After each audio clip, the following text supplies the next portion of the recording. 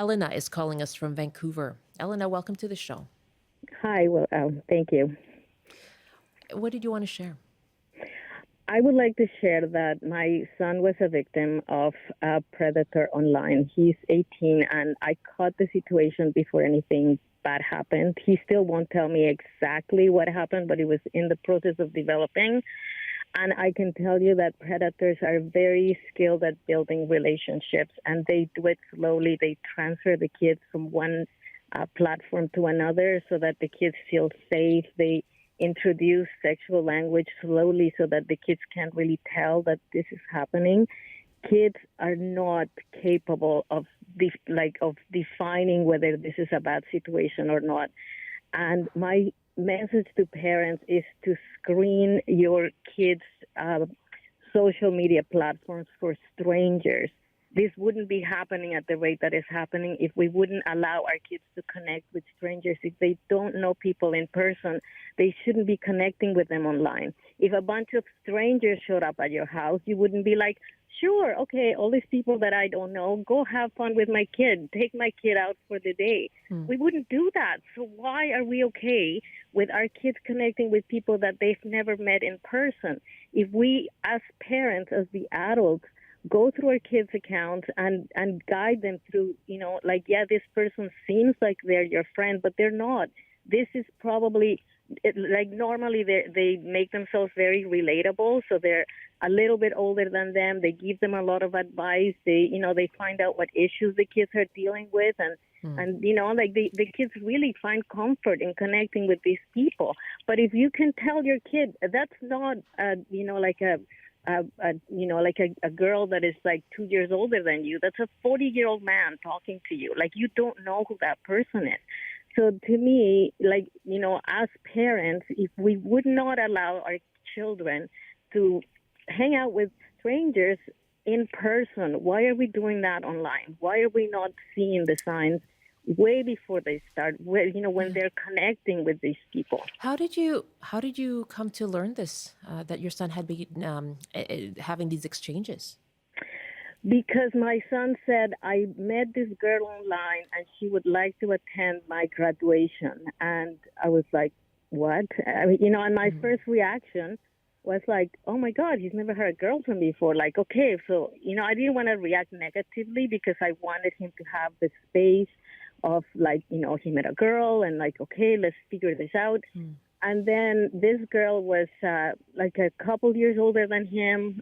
And of course it wasn't a girl, but and she was in a university, and so my son is trying to figure out how to bring her over to Vancouver. And and one of my friends said, hang on, isn't your son underage? Because I think he was 17 at the time. And I was like, oh my God, yeah, this person is older. And as I started to think through it, I Googled online predators, and that's how I started to figure out that this person was actually, not a kid that he had met online, and he had a relationship with this person. And so when I caught it, I texted this person back and I said, you're interacting with a minor, and this chat will now be monitored. And then after I realized how the entire process, because they had started the relationship in a different chat. I can't remember what it was. But then go ahead.